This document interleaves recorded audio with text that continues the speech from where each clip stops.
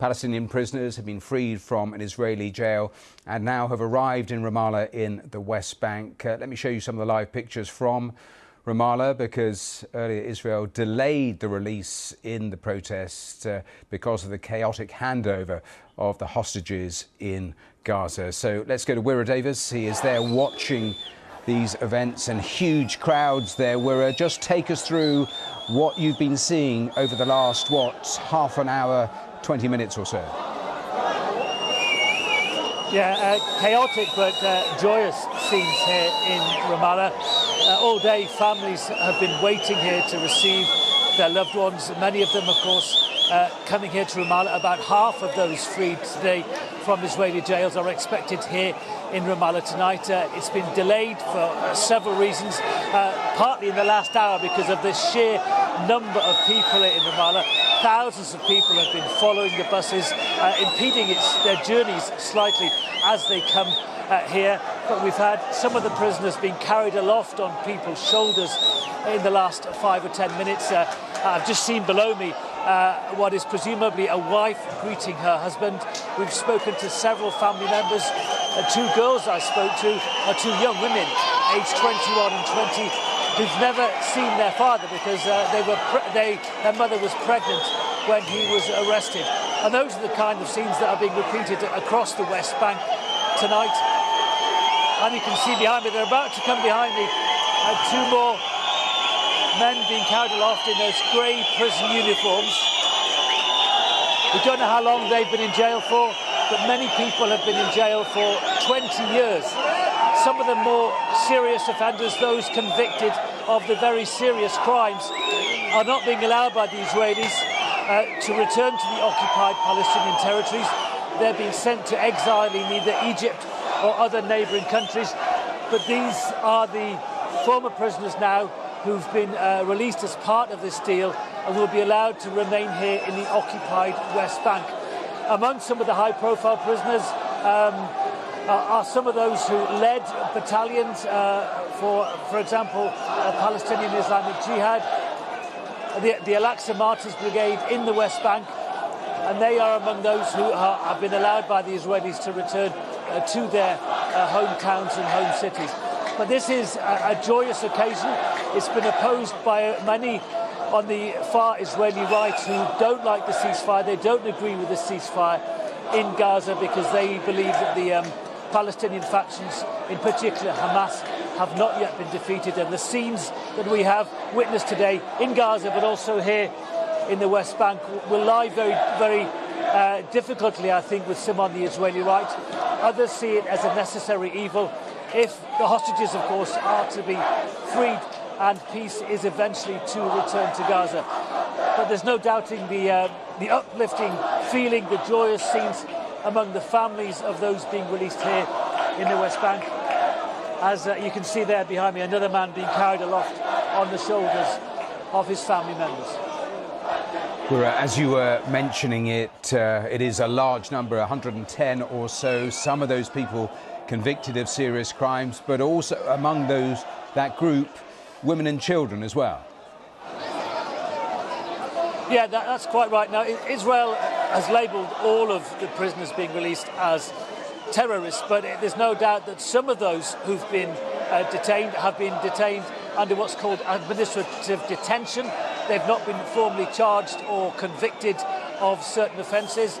Others have been convicted of what some people might regard as relatively minor offences.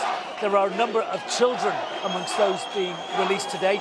The youngest of them is 15, and as you say, several women. But Israel points out that among the many who've been released, for example, is a man called Zakaria Zabedi. He's a former leader of the Al-Aqsa Martyrs Brigade. He was accused and convicted of sending many people on bombing and murderous missions, which led to the death, the murders of many Israelis. Now, he has been released today. He's been released to his hometown of Jenin here in the occupied West Bank. So Israel points out that it's been a very difficult and painful decision for the Israelis to release people convicted of serious offences. But as you point out, others who are being released today have not actually been convicted at all, have been in administrative detention or are convicted minors, young people and women as well. Just remind us how we get to a stage where we saw earlier in the day 8 hostages released and this 110, because all the way through the process we've had these equations that are being used to determine the sort of numbers of Palestinian releases. Tell me more about that. Yeah, there's a quota.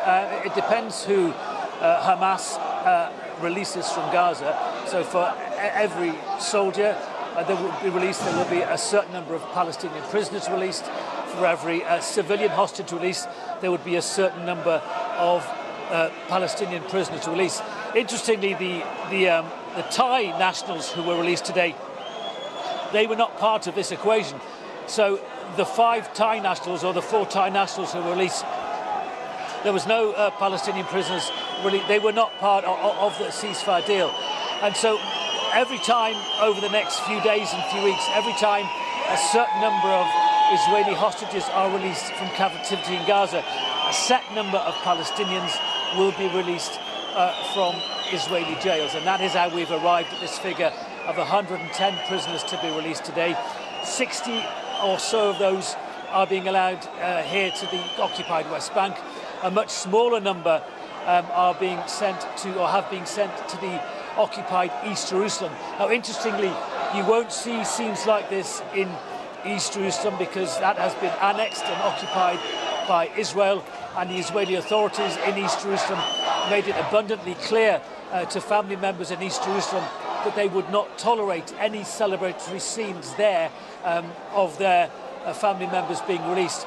A much smaller number are being released into Gaza itself, and as I say, about 21 Palestinian prisoners, those convicted of the most serious offences, are not being allowed by Israel to remain in the Palestinian territories at all.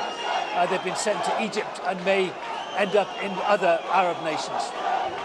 I'll ask you another few questions in a moment or two, but I wonder if your cameraman can just swing around to give us just a better idea of the scenes all around you, and perhaps you can describe what we're actually seeing, because all of those streets and square looked absolutely packed with Palestinians welcoming home those people who've been released. No, you're quite. This is one of the municipal buildings in the centre of Ramallah, the main Palestinian city in the occupied West Bank. It's where most of the returning prisoners are being brought. Now, these people you see being paraded on our camera should have been here several hours ago, but because of the Israeli decision to postpone and delay this release because of the chaotic scenes in Gaza, and also because of the sheer weight of supporters and family members clogging the roads on the way into Ramallah, this is only just happening now. And I think, to be honest, this was pretty much expected. We spoke to some family members who weren't overly concerned by the delays because they expected delays.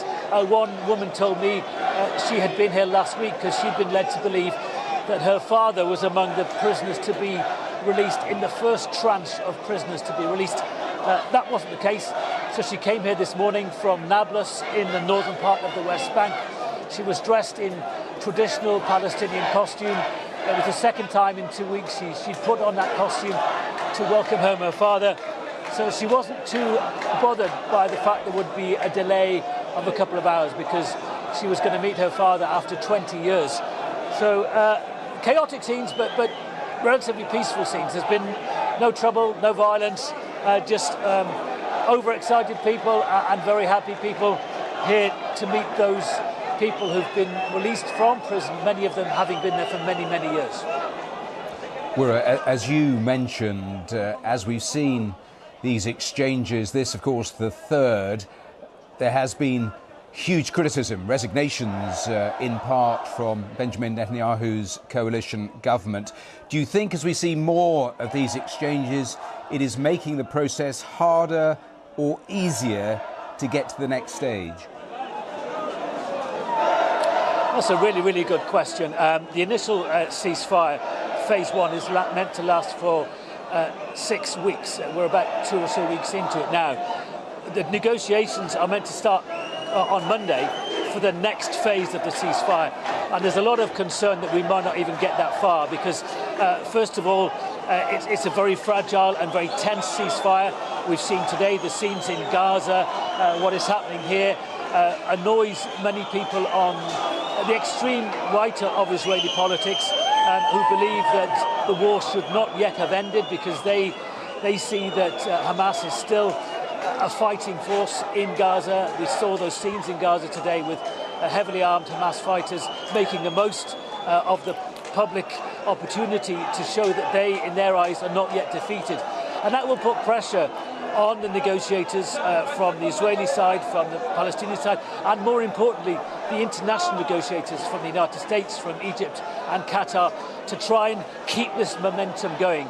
Because there will be a lot of pressure, particularly from the far right of Mr. Netanyahu's government, for us not to go to the next stage of the ceasefire process. There are people like Ministers Smotrich, former Minister Ben-Gvir, and their supporters in government who don't want to see the second phase of the ceasefire. They want to stop these kind of scenes, they want to stop the Palestinian prisoner releases, and they want to continue the war against Hamas in Gaza, although of course that would mean that any remaining hostages in Gaza would remain in captivity as well.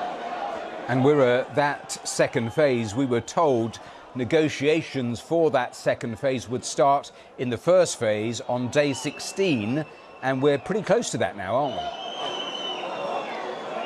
That's Monday. Monday of next week.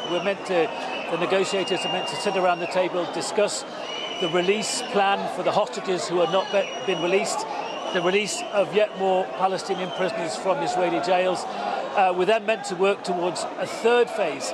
And what everybody looking in from the outside says is really needed, and that is some plan for what happens next. Because unless there is a plan for what happens next, a plan to rebuild Gaza, a humanitarian plan for those 2 million people remaining in Gaza, a plan for Israelis to return to their kibbutzes and their homes alongside the Gaza border. Unless there is a plan for the future, many of us who've covered numerous wars in and around Gaza and in the Palestinian territories in the last 20 years fear that we'll be in exactly the same place in the next 5 or 6 years. Whatever's happened to Hamas, whatever's happened to the other Palestinian factions, unless there's a long-term plan for the future of this region, we might be in the same place again in 5 or 6 years' time.